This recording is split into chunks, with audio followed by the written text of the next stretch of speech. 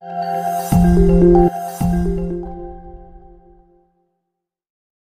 Ibu, kita tahu bahwa Rasulullah SAW ini diutus ke muka bumi ini untuk menyempurnakan akhlak. Sampai untuk hal-hal yang halus pun, itu Rasulullah sangat memperhatikan. Mungkin Bapak Ibu masih ingat dalam sebuah riwayat, Rasulullah itu pernah sedang duduk bersama sahabat. Ada perempuan yang mengantarkan jeruk sekantong lah tibanya, Bu. Kita anggap isi jeruk sekilo itu 5 dan 6 biji. Ya Rasulullah, aku ingin memberimu jeruk. Diterima Rasulullah dengan senyuman. Makanlah ya Rasulullah. Ditunggunya lah di situ, Pak. Dia ingin nampak Rasulullah makan jeruk itu. Dibuka Rasulullah lah jeruk itu satu persatu dimakan. Dengan penuh kelezatan Rasulullah makan. Dia makan sama Rasulullah. Habis satu disambung balik oleh Rasulullah. Sampai waktu itu sahabat terkecil hati. Tidak pernah-pernahnya Rasulullah begini. Biasanya kalau untuk makanan seenak itu pasti didahulukannya sahabat daripada dirinya sendiri. Tapi kali ini dinikmati Rasulullah jeruk itu sendirian sampai habis. Senang hati perempuan yang ngasih ini, Bu, pergilah dia. Tidak lama sahabat berkata kepada Rasulullah, ya Rasulullah, kami minta maaf. Tidak pernah kau seperti ini. Biasanya apapun makanan, minuman, kau selalu mendahulukan kami daripada dirimu sendiri. Tapi kok kali ini tidak, kau nikmati sendiri, habis jeruk itu kau buat. Kata Rasulullah, seluruh jeruk yang aku makan tadi itu asam semuanya. Aku takut kalau aku kasih ke kalian, nanti kalian merengut memakannya. Kalian memaki, rusak hati orang yang ngasih itu nanti. Makanya biarlah aku tanggung sendiri. Nah, itu akhlak Rasulullah tuh, Pak. Sempat ibu tuh kalau tidak terniat ngasih, jangan ngasih orang. Nah, pasti itu gitu tuh, Pak. Tuh sampailah nanti di masjid cerita tidak ada utangnya. Diantaranya jeruk ke rumah saya. Asam tak apalah maksudnya. Tak sakit hati dia sama keluarga saya. Sampai mencret cucu saya dibuat. Ada panjang tuh, Pak, cerita. Baik mana-mana. Karena kita, Bu, tidak pernah tahu apa yang terjadi sebetulnya. Entah dia tidak tahu mana jeruk yang manis yang tidak. Pernah, Bu, ya, tukang jeruk ada 5 karung jeruknya, karung-karung penuh tuh, Pak. Dia jualan jeruk manis, Pak, manis. Dibeli orang sekilo, dibeli orang 2 kilo. Sampai di rumah kiranya asam, Pak. Balik. Bapak mau nipu ya. Sekilo jeruk saya beli asam semuanya. Datang tukang jeruk ini bilang, Bapak sekilo baru saya 5 karung. Itu yang saya tanggung. Jadi kadang kita tuh tidak pernah tahu apa sebetulnya yang terjadi. Cuman kesalahan pedagang ini dia tahu tapi dia tidak memberitahu. Kalau Abdurrahman bin Auf dulu, Bu, pernah dia beli kurma busuk, Pak. Petani lambat memanen, Bu. Busuk kurma itu semuanya. Tak terendam air, tak apa busuk. Kasihan Abdurrahman bin Auf, dibelinya seluruh kurma busuk, Pak, supaya petani tidak rugi. Rupa datang orang dari Yaman, Bu, mau buat obat dari kurma busuk. Terjual balik kurma. Jadi kalau kita jujur, pasti ada balasannya untuk kita. Nah, ini akhlak Rasulullah yang halus, Pak, bentuknya sepele tetapi berat untuk diamalkan. Kadang kita makan salak, Bu, ya, di tempat acara, dibuka atasnya nampak busuknya, Pak. Jangan ditaruh, pokoknya udahlah, tanggung aja lah penderitaan tuh, makanlah salak tuh, Pak. Kadang kan di soalan ini ada yang AC pendinginnya bagus, ada yang enggak. Kadang memang mau, Pak, sekantong tuh busuk kepalanya semuanya, kepala tuh aja dibuang. Pisang kadang gitu juga, Pak, sudah terbuka rupa nampak busuknya. Jadi menikmati keadaan yang buruk itu, Bu, sampai membuat hati orang senang, itu ternyata bagus dalam Islam. Jangan sampai membuat hati orang terkecil. Nah, apa yang dilakukan Nabi inilah yang dilakukan oleh para sahabat, dilakukan oleh para ulama pada masa lalu. Amalan kecil tapi mahal. Ada seorang ulama namanya Hatim Al-Asham. Padahal ulama ini dia tidak peka, Bu. Tapi ditambah orang namanya jadi asom. Asom itu kan dia tuli, Pak. Apa sebab dia dipanggil Hatim Al-Asham? Jadi dia ini, Bu, sampai dikatakan oleh para sahabat, Hatim Al-Asham ini Abu Bakar Siddiqnya zaman kita. Orang yang pokoknya oke lah, Pak. Bagaimana Abu Bakar Siddiq itu, Bu, ya? Abu Bakar itu kita tahu semuanya, ketika dia bersedekah, berinfak, menghabiskan seluruh hartanya tanpa sisa. Orangnya lembut.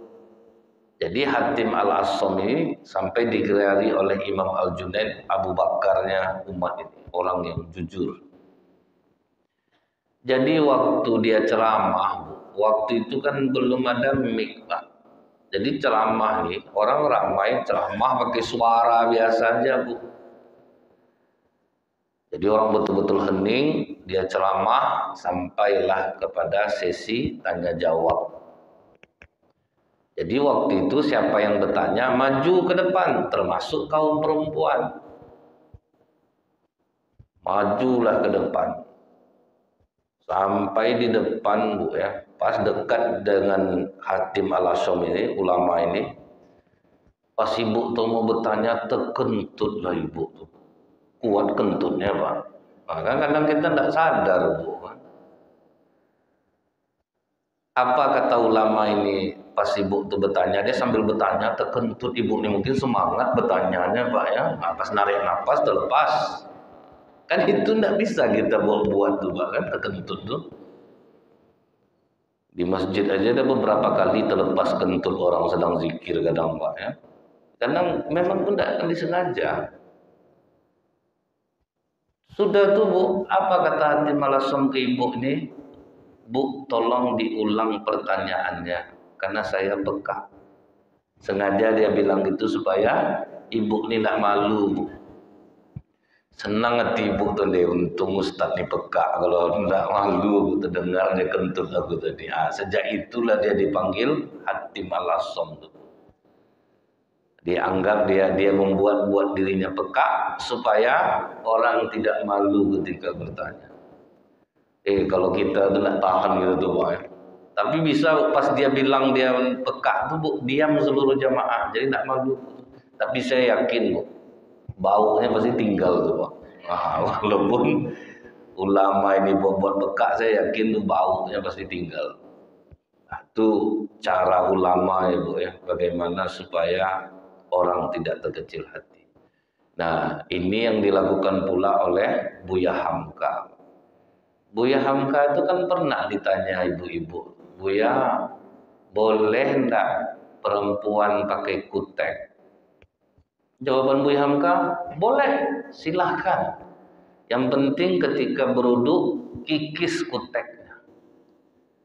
Itu kerja orang, Pak. Nah, jadi itu cara beliau menjawab supaya orang tidak tersinggung gitu. Kalau mau pakai kutek, pakailah, tapi sedang haid. Nah, jadi kan tidak perlu mengikis-ikis. Kita dalam keadaan tidak sholat. Kalau sedang sholat, gimana pula kita mau pakai kutek, ya? Tidak sampai air wudhu tertutup kukunya. Nah, jadi itu cara Buya Hamka memberikan jawaban supaya orang tidak tersinggung. Begitu pula tadi Hatim Al-Asham itu. Itulah halusnya akhlak yang diajarkan Rasulullah, yang dikembangkan oleh para ulama. Kemudian, Pak, yang lebih nak masuk akalnya lagi, Bu, apa yang dilakukan oleh Ahmad bin Mahdi. Ahmad bin Mahdi ini, Pak, dia ini perawi banyak hadis yang meriwayatkan hadis lengkap dengan sanadnya. Dan dia ini sampai, Bu, tidur tanpa kasur selama 40 tahun. Begitulah takutnya dia dengan kemewahan dunia ini, Bu. Dia memilih tidur tanpa kasur. Halusnya jiwa dia ini Pak, pernah ada perempuan datang. Apa kata perempuan ini? Saya sudah melakukan kekhilafan yang sangat besar, Syekh. Saat ini saya sedang hamil. Nah hebatnya tidak mau ditanyanya siapa yang menghamilimu. Dia tidak mau nanti orang beralasan. Dia tidak mau nanti orang membuat-buat supaya bisa dipercaya. Nah, jadi tidak ingin dia orang berbohong. Nah, itulah ulama itu Bu ya. Jadi misalnya nih orang minjam duit sama ibu. Bu pinjam duit 100 Bu, bayar uang sekolah anak saya. Kalau ada langsung kasih, kalau enggak uang sekolah apa? Ah, jangan begitu kan Pak, berbohong orang nanti jadinya Bu. Manalah sekarang nih ada bayar-bayar uang sekolah, nah, akan berbohong orang nanti jadinya Pak. Ah, itu Bu ya, betul-betul dibatasi oleh para ulama itu. Jangan sampai pertanyaan kita membuat orang berbohong.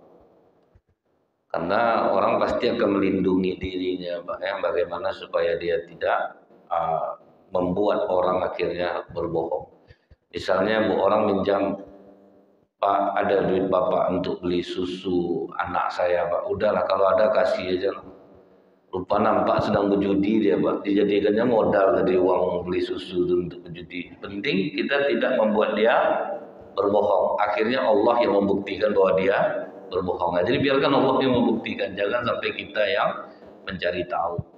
Habis ibu nyumbang di masjid, janganlah ibu selidiki di mana orang beli sapi, berapa harga sapi itu, pergilah ke tempat orang tukang sapi itu Pak, berapa harga sapi ini, diselidikinya semua Pak, nggak perlu. Masalah kami geleme aja dapat tiap tahun tuh, nah misalnya gitu lah. Mental panitianya yang dirubah gitu.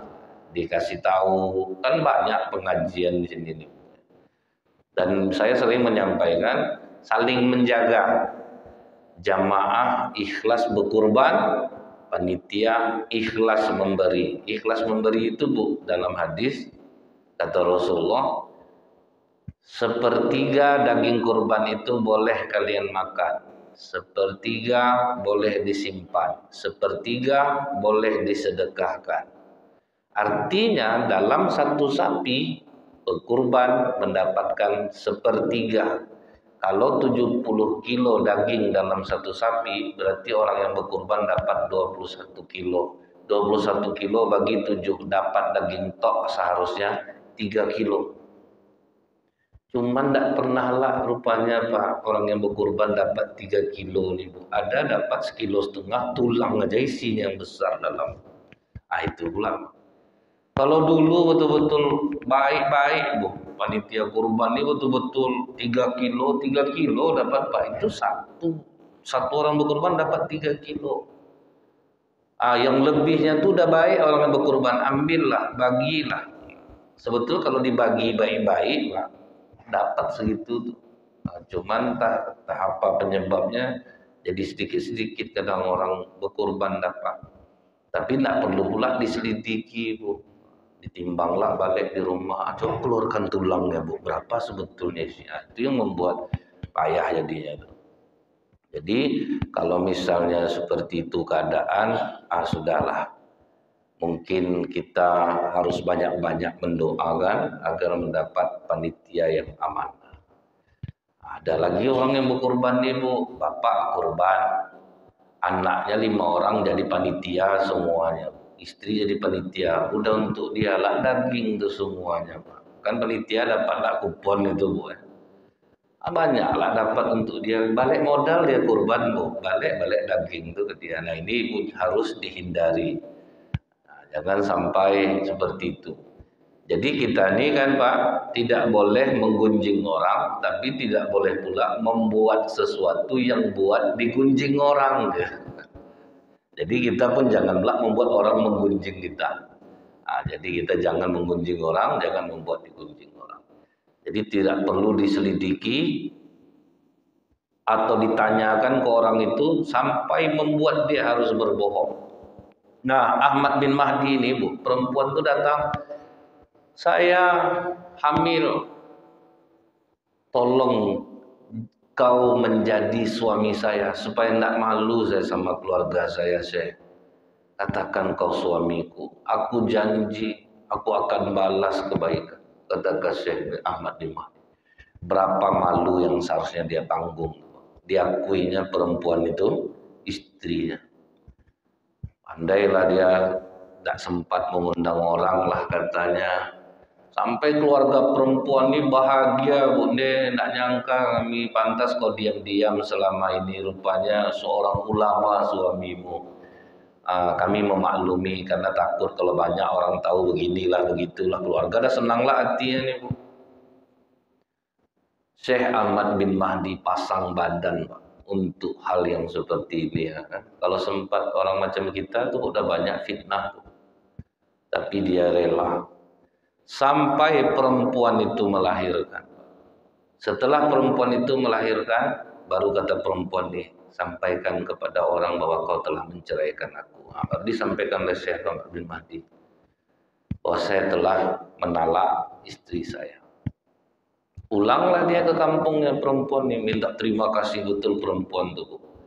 Diceritakannya ke keluarganya, ya kami ada masalah makanya aku diceraikannya. Dan itu disimpan oleh Syekh Ahmad bin Mahdi. Dan hebatnya apa, Bu? Tiap bulan dia mengirim uang untuk anak itu. Padahal tidak anak dia, Pak. Padahal perempuan itu sudah selesai minta tolongnya. Tapi dia tahu perempuan itu punya anak, tiap bulan dia mengirimnya uang. Dikirimkannya uang, rupanya sampai anak itu tidak panjang umurnya, meninggallah dia. Datang orang bilang, kan berarti status itu anak haram.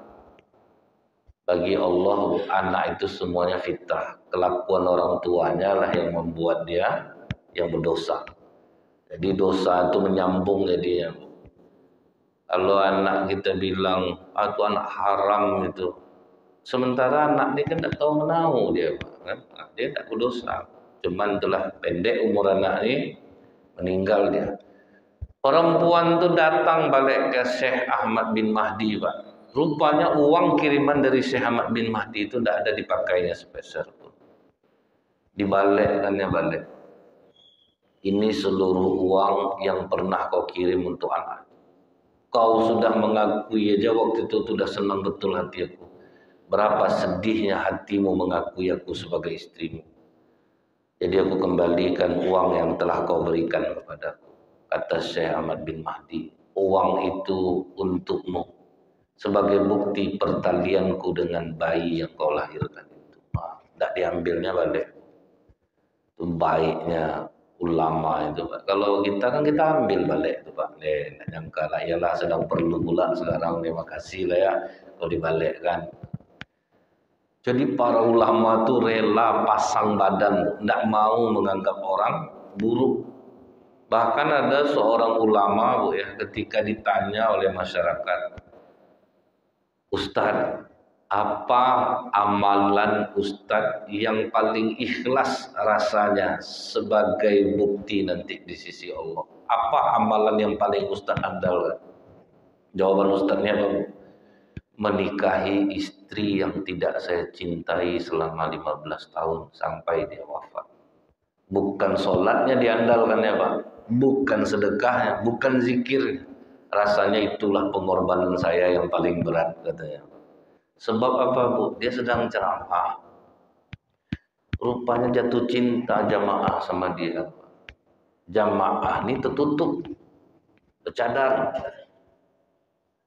Kan pada masa lalu itu kan orang bercadar kalau apa ini, Bu, ya, mengaji waktu itu. Jadi perempuan ini mendesak Ustadz nih, Bu, nikahilah saya Ustadz. Saya janji akan menjadi istri yang berbakti. Saya pokoknya akan mengabdi sama Ustadz. Lupa, Bu. Dalam Islam ini kan kalau perempuan bercadar nanti ada namanya tahap nazar. Tahap nazar itu perempuan tuh boleh membuka kepalanya. Jadi kalau misalnya rasanya perempuan ini ditanya mau enggak sama laki-laki ini, mau, baru tahap nazar. Jadi disaksikan keluarga perempuan, dibukanya nanti boleh laki-laki ini menengok. Kalau dia mau teruskan silahkan, kalau tidak masalah. Karena Walau bagaimanapun ya Bu ya, wajah, kecantikan wajah, ketampanan wajah itu mempengaruhi rasa di dalam hati pasangan. Mana pula enggak, misalnya ada ibu-ibu bilang ya, kalau kami ini Ustaz enggak perlu suami itu ganteng, yang penting dia soleh. Enggak ada tuh Pak, tersiksa ibu itu yakin saya. Gimana pula Bu ya, karena fitrah manusia itu pasti suka perempuan dengan laki-laki ganteng, laki-laki pasti dengan perempuan cantik, itu pasti. Kenapa kita bilang pasti? Anak Nabi Adam bertengkar gara-gara memperebutkan yang cantik. Karena anak Nabi Adam itu yang perempuan yang pertama lahir kan 20 pasang semua anak Nabi Adam. Yang terkenal itu kan 4 yang pertama, Bu. Qabil kembarannya Iklimah, Habil kembarannya Labuda. Iklimah cantik, Labuda jelek. Makanya Qabil sakit hati dia, Bu. Kenapa dia dinikahkan dengan Labuda? Artinya kan dari tahun itu tuh laki-laki itu cenderung kepada perempuan cantik. Nggak mungkin enggak. Waktu itu saya pernah nengok, Bu, orang nikah di pelaminan, perempuannya ngadap ke situ, Pak. Laki-lakinya ngadap ke sini. Memang beda jauh. Ini pasti dijodohkan nih, kata saya nih. Saya yakin perempuan ini tidak mau nih ya. Cuman laki-laki ini memang orang hebat gitu, Bu, kan. Payah lama waktunya tuh Pak untuk menyesuaikan. Lama waktunya untuk menyesuaikan. Kalaupun jadi masalahnya besar. Ada Bu ya, perempuan ini cantik, laki-lakinya biasa, jadi pembantu suaminya tuh Pak. Disuruh nyuci Bu, nyetrika, nyapu rumah, ke pasar, azab suaminya Pak. Dan suaminya ini mau dengan ikhlas karena dia tahu, saya ini jelek Ustaz, istri saya cantik, memang payah saya mendapatkan. Tapi bapak terasa enggak kira-kira? Nah itulah bahayanya kata saya. Karena dia kaya raya Pak. Jadi dapatlah dia menaklukkan perempuan cantik. Dia tidak tahu dia akan tersiksa jadi. Dan perempuan itu pun tersiksa. Namanya kita tidak mencintai itu Pak tentu cari gara-gara, menampakkan benci. Jadi waktu suaminya meninggal dia nanya sama saya, gimana cara menghapus dosa-dosa saya Ustaz? Saya memang tidak mencintai. Di situ saya tahu hati-hati soal wajah nih. Kalau tidak suka jangan diteruskan. Dia karena diteruskan padahal anak udah kuliah Bu, rupa tidak ada rasa cinta di hatinya. Jadi saya ini melawan terus sama dia Ustaz. Banyak-banyak minta ampun sama Allah ya Bu. Saya pun tidak menyalahkan Ibu karena ini pernah terjadi di zaman Rasulullah antara Zaid bin Sabit dan Zainab binti Jahsh. Zaid ini mantan budak, anak angkat Rasulullah. Zainab bangsawan. Karena Zainab dihormat sama Rasulullah, disuruh Rasulullah nikahlah kau dengan Zaid. Akhirnya tetap nikah 10 tahun berantem. Jadi memang nggak bisa dibohongi. Jadi kalau ibu-ibu yang udah terlanjur, lanjut aja lah Bu. Janganlah ibu gantilah. Udahlah, anggap aja itu jadi amalan ibu bertahan dengan laki-laki yang tidak ibu cintai. Bapak-bapak itu juga, janganlah dijadikan dalil bahasa saya ini. Betul kata Ustaz. Pulang subuh nih nanti aku sampaikan ke istri aku. Mana tahu masih sempat untuk mengganti ya, janganlah Pak. Udahlah, nikmati aja lah hidup itu lagi. Nah, inilah Syekh Ahmad bin Mahdi ini Bu. Dia tetap kasih dinar itu kepada perempuan ini. Ini amalan berat. Jadi memang Pak ya, Islam ini makin dalam, makin lembut ya Bu.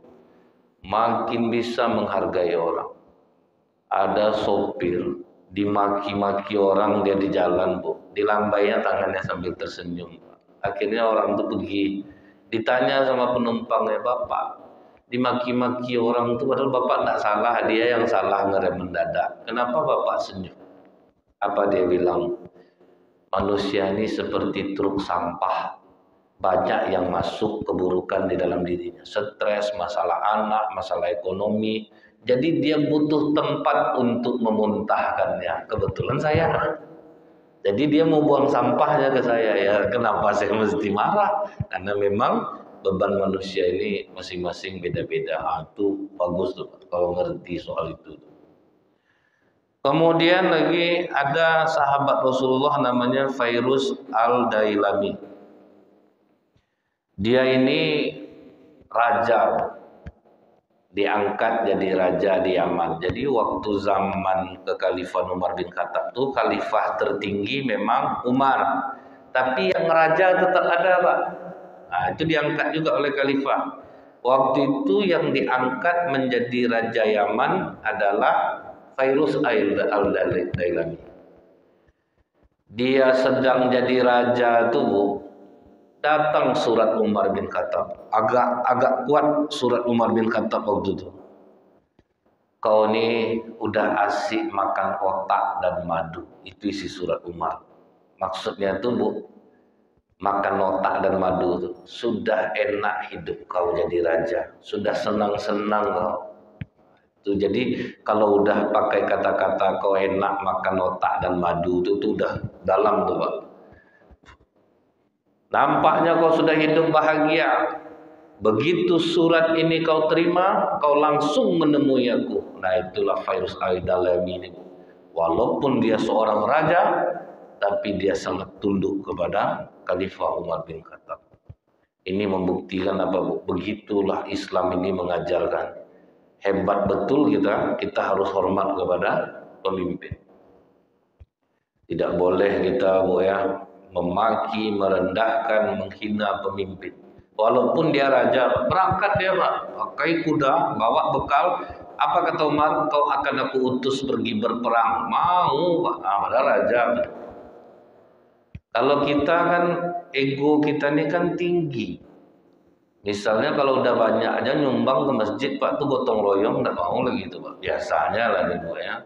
Orang pun tahu pula tidak mau bawa dia gotong royong, dia donatur. Tapi kalau di masa Rasulullah tuh Abdurrahman bin Auf banyak nyumbang, tapi perang ikut, Pak. Utsman bin Affan banyak nyumbang, tapi perang ikut. Nah, ini pula yang diajarkan oleh Rasulullah SAW. Waktu perang Rasulullah juga berada di medan perang. Nah, begitu juga nih, Bu, Fairuz ini walaupun dia raja, Pak, dapat surat dari Khalifah Umar, langsung berangkat. Begitu sampai di Madinah, ikut pula dia ngantri, Pak. Orang karena ramai kan, Bu, nama ketemu presiden, Pak, ikutlah dia ngantri.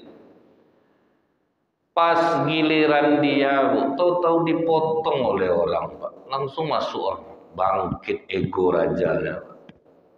Dilepuknya orang itu langsung, Bu, ditinjunya, Pak. Berdarah kepala orang tuh. Pas dia meninju tuh, kepala orang tuh masuk ke kantor Khalifah Umar. Nampak oleh Khalifah Umar, kenapa berdarah kepalamu? Fairuz al-Dailami memukulku, Khalifah. Dipanggil dia masuk. Apa kata Khalifah Umar? Kenapa kau pukul dia?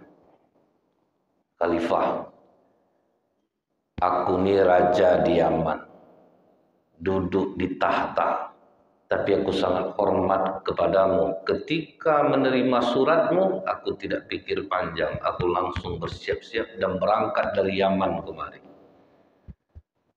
Aku udah duduk lama menunggu. Giliran aku masuk dipotong sama dia. Bangkit emosi. Pukul dia. Itulah bangkit ego itu kadang, Pak. Jadi kadang iman kita ini memang turun naik. Kadang di jalan dipotong orang, adem kita. Kadang dipotong orang, sakit hati kita. Maju terus, Pak, maju terus, Pak. Sempitkan jalannya, sempitkan jalannya. Memotong-motong aja kerjanya. Itu bangkit kalau iman sedang lemah. Apa kata Khalifah Umar, Bu? Kisos. Tidak ada cerita, Bu. Raja kisos. Kata Fairuz, haruskah aku dikisos, Khalifah? Kan dia yang salah. Tidak ada. Kau memukul dia, kau yang salah. Tidak diterima alasannya, Bu. Jadi orang Islam ini tidak bisa beralasan yang sepele-sepele membenarkan tindakan yang salah.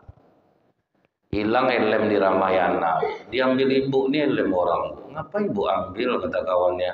Ya helm aku dicuri orang pula, tuh ambillah helm orang, payahlah aku pulang. Kan itu kan membenarkan sesuatu yang salah. Hilang sendal di masjid, dibawa sendal orang, mati lah situ. Dari aku sendal aku hilang. Sering orang seperti itu. Anak kecil waktu itu saya tanya, kenapa kamu mencuri? Kan kedai orang Cina, Ustaz. Apa? Jadi dianggapnya mencuri kedai orang Cina itu boleh, ya. Itu yang jadi masalah tuh. Ajaran anak kecil ini kan akhirnya berkembang, Pak, sampai teroris itu menganggap merampok non muslim halal. Itu tuh yang bahaya itu jadinya, Bu.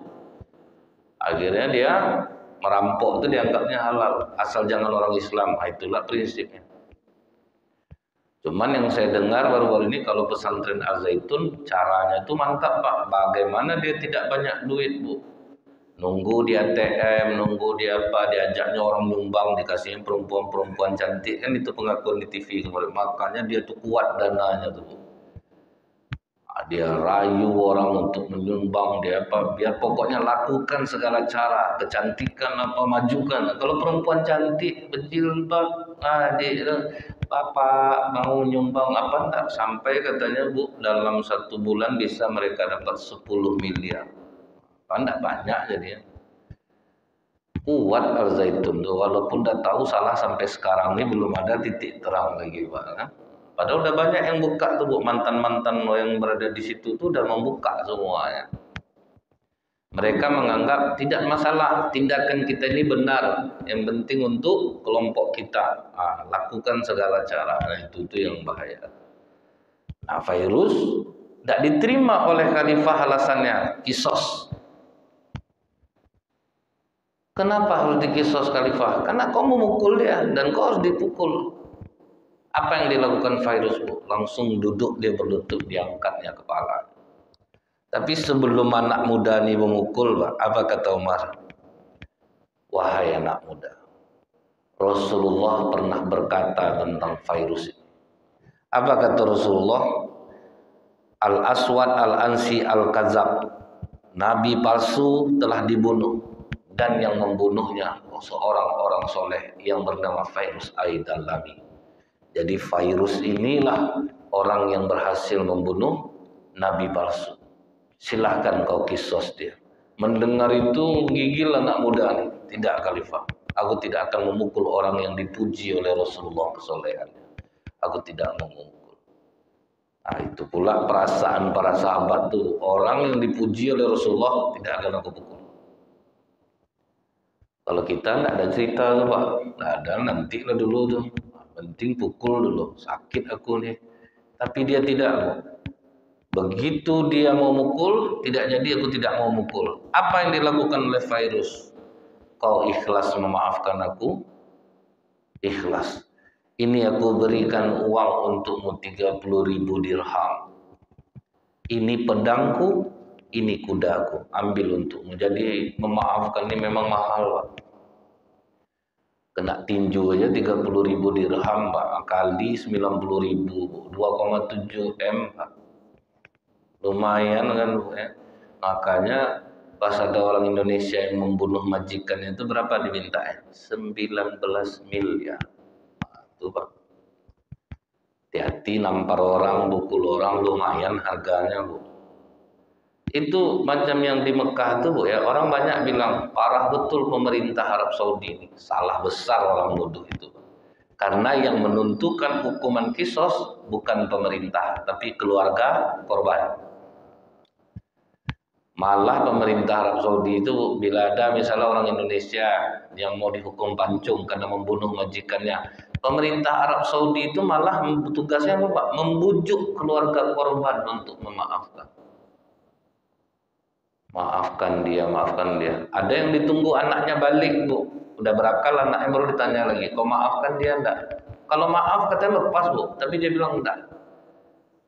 Dia nuntut sampai 19 miliar, nyumbanglah orang Indonesia semuanya waktu itu, Pak, kan, sampai dapat menebus dia.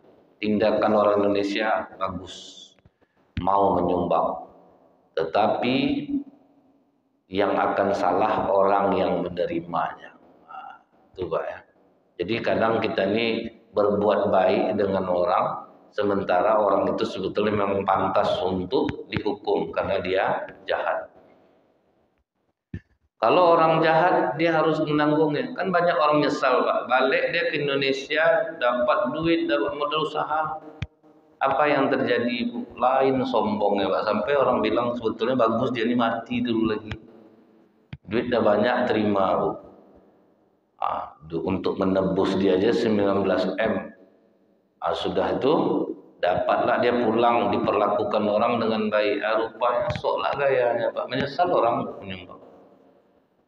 Sudah dibantu dia soklah gaya. Itu yang pernah terjadi Bu. Ya, makanya kadang orang kalau jahat dihukum tuh kadang memang ada pantasnya gitu Pak. Kenapa hukum Islam tuh Bu, menetapkan seperti itu tuh? Supaya orang menghargai hidup orang lain, supaya dia tahu dengan kesalahan dia. Jadi ada yang memang pantas dihukum, ada yang tidak. Kemudian Bu, ada perempuan soleh di masa lalu namanya Ummu Muhammad Al-Qabilah.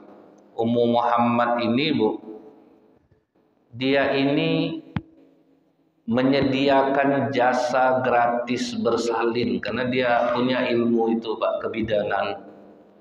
Jadi dia tuh Bu ya, pokoknya tidak pernah meminta uang kepada orang-orang miskin yang mau melahirkan. Itulah amalan dia Bu. Tiap dengar ada orang hamil, dia yang rawat, dikunjunginya, diobati, nanti melahirkan, dia yang menyalinkannya.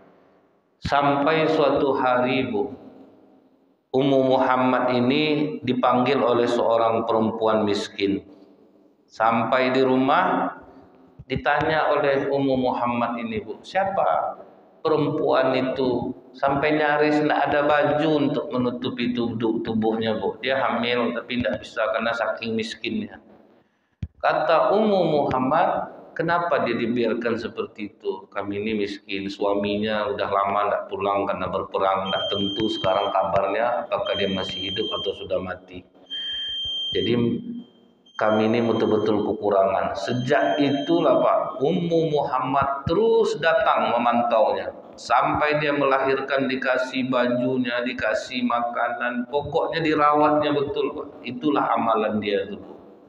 Tidak tahunya suami perempuan itu masih hidup Pak. Pulang rupanya banyak dapat pembagian harta rampasan perang.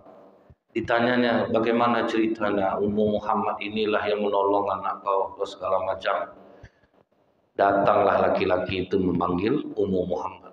Atas kebaikanmu selama ini, aku sekarang sudah pulang. Aku akan ganti seluruh biaya persalinan istriku. Silahkan terima. Apa jawaban Ummu Muhammad ini? Aku tidak akan mengganti akhiratku dengan dunia yang kau berikan kepadaku. Nah itu yang sulit tuh Pak. Tidak mau mengambil kebaikan yang sudah diberikan. Diganti balik, tidak mau dia. Sejak itu tidak mau dia datang ke sana lagi. Nah inilah mental-mental yang terdidik oleh Rasulullah dan para sahabat. Dan mudah-mudahan kita pun mampu mengamalkannya insya Allah.